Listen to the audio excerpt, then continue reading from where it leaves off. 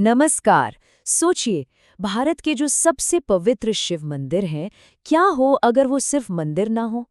क्या हो अगर वो एक बहुत बड़ी, सदियों पुरानी पहेली के हिस्से हों, जो पूरे देश में बिखरे हुए हैं?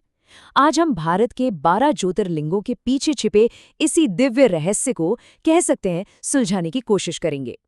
तो सवाल सीधा सा है, और यही सवाल इस पूरी पड़ताल की जड़ है। क्या ये जो पवित्र स्थल हैं, इनकी स्थापना बस एक इत्तेफाक है, या फिर इसके पीछे हमारे पूर्वजों की कोई बहुत बड़ी सोची समझी योजना थी?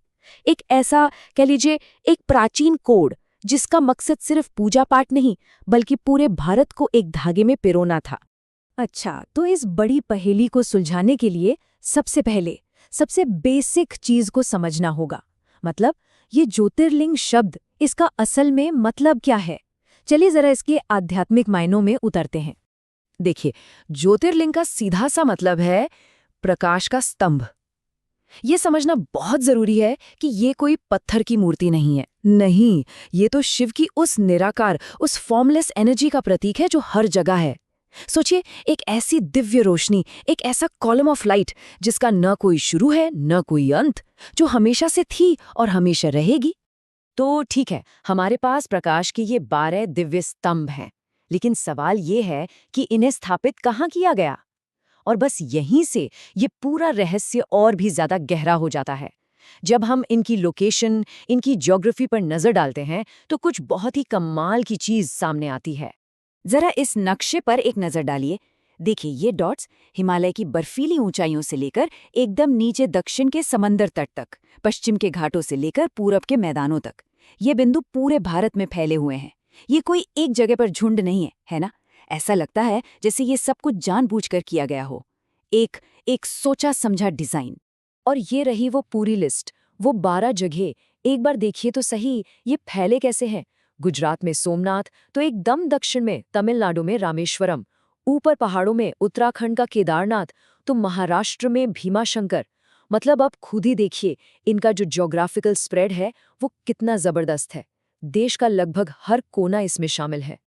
अब इतना जबरदस्त फैलाव देखकर दिमाग में एक सवाल तो आता ही है, क्या इन सभी जगहों को जोड़ने वाला कोई छिपा हुआ पैटर्न है? कोई ज्योमेट्री, कोई कोई आकाशीय कनेक्शन? क्या हमारे पूर्वज कुछ ऐसा जानते थे, कोई ऐसा राज जिसे हम आज बस डिकोड करने की कोशिश कर रहे हैं? और इस रहस्य को लेकर थ्योरीज भी कम दिलचस्प नहीं है। कुछ रिसर्चर्स का तो ये भी मानना है कि कई ज्योतिर्लिंग एक ही लॉन्गिट्यूड यानी एक ही देशांतर रेखा पर हैं। अब ये तो बहुत ही बड़ा संयोग लगता है ना? कुछ दूसरी थ्योरीज हैं जो इन्हें आसमान के नक्षत्रों और ग्रहों की चाल से जोड़कर देखती हैं।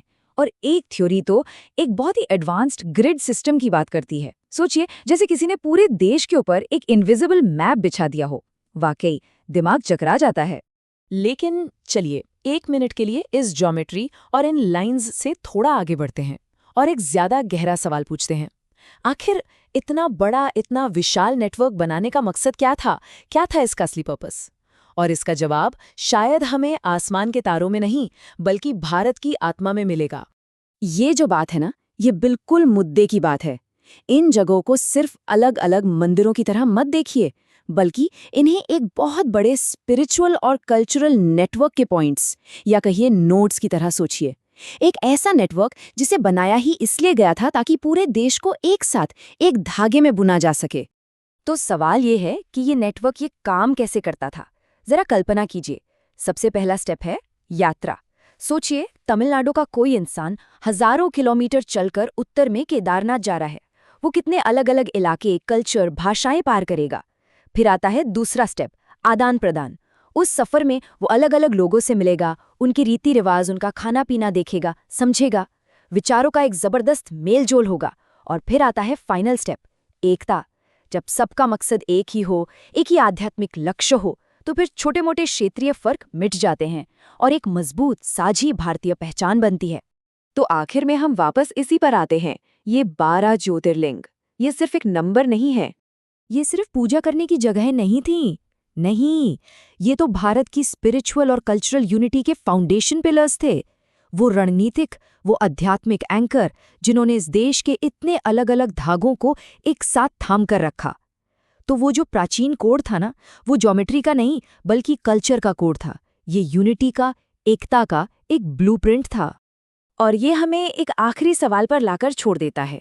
आज की हमारी इस इतनी तेज दौड़ती भागती दुनिया में ये जो हजारों साल पुराना नेटवर्क है, ये हमें क्या सिखा सकता है? एक ऐसा सिस्टम जिसे बनाया ही गया था मतभेदों के पार जाकर एक दूसरे को समझने और एकता को बढ़ावा देने के लिए। है ना सोचने वाली बात?